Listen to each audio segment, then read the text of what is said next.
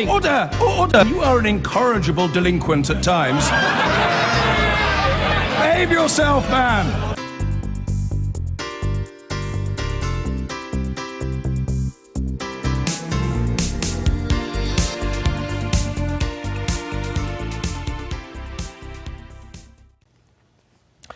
Other news now, an undercover filming by this programme has exposed a fraudster who cons unemployed people out of hundreds of pounds by convincing them he's got them a job if they pay up. Well, the man, who goes by the name of John Phillips, then claims the so-called fee for his service will be returned when they start work. Not surprisingly, though, their money's never seen again, as Phillips disappears with their cash. Victims, of which there may be hundreds, are then not only left in debt and jobless, but with their confidence seriously dented. Guy Lynn has this exclusive report. I want to welcome you to HTS. I'm John Phillips. All of these people have one thing in common. They've all been scammed with a fake job by one man.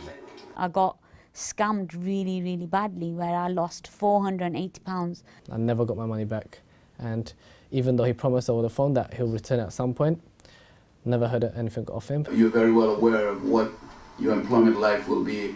And this is the man who scammed them, John Phillips. We investigate after hearing numerous reports and post a CV on job websites that we know Phillips apparently targets. Soon we get contacted by a firm, Premier Employment, and get offered a job. Hello there. Hi, I'm just calling back about a job. Okay. I have HR, pays $24,000. That role is 9 to 5, Monday to Friday.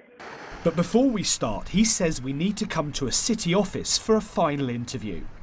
When we arrive, no sign of John, but this lady gets us to sign a contract and sells the perks of working there. Okay, so basically they will put £100 a month into your pension.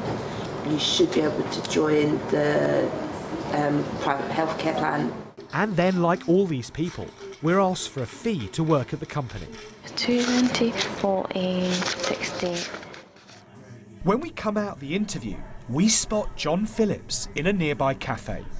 Lo and behold, the lady we've met hands him the money.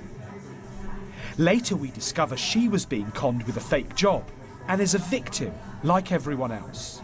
In my eyes, it's exploitation of vulnerable job seekers. I mean, nobody should be paying to to start a new job with a genuine employer. And we discover John Phillips is far from a genuine employer. He's set up more than 10 bogus companies, some with fake directors. And since 2012, potentially hundreds of people have been scammed with his fake jobs. I wouldn't say it's exactly depression, but it was a state where I was completely stressed financially, how to cope with life in general. It's quite embarrassing as well, especially being like at the age that you are. Young people like me just got in this country and scamming them. I mean, you're just stealing from the poorest. The way Phillips works is after taking a fee, he gets those who think they're starting a new job for him to unwittingly recruit more victims. We want to find a way to make money at every possible. The world is very competitive. For us to pay you, like recycling, we don't throw anything away. As he says goodbye, we seize the moment to ask him a few questions of our own. Just wondered if you could tell me all about the high levels of fraud you've been committing against many people by lying about various jobs. I don't know what you're talking about. You don't know what we're talking about? Well, we've been recording you over the last few months, offering people jobs about fictitious companies. I don't know what you're talking about. And do you know how many people I've spoken to who've been affected by your fraud, who have lost thousands and thousands of pounds? What do you have to say to them, Mr. Phillips? I have no answer. I don't know what you're talking about. I have never seen a more pernicious kind of fraud as that which you're perpetuating. I don't wish to talk to the BBC. And Phillips has now gone underground, leaving a trail of damage for his victims. Guy Lynn, BBC London News.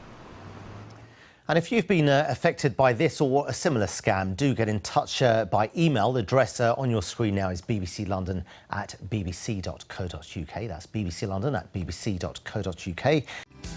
I've been getting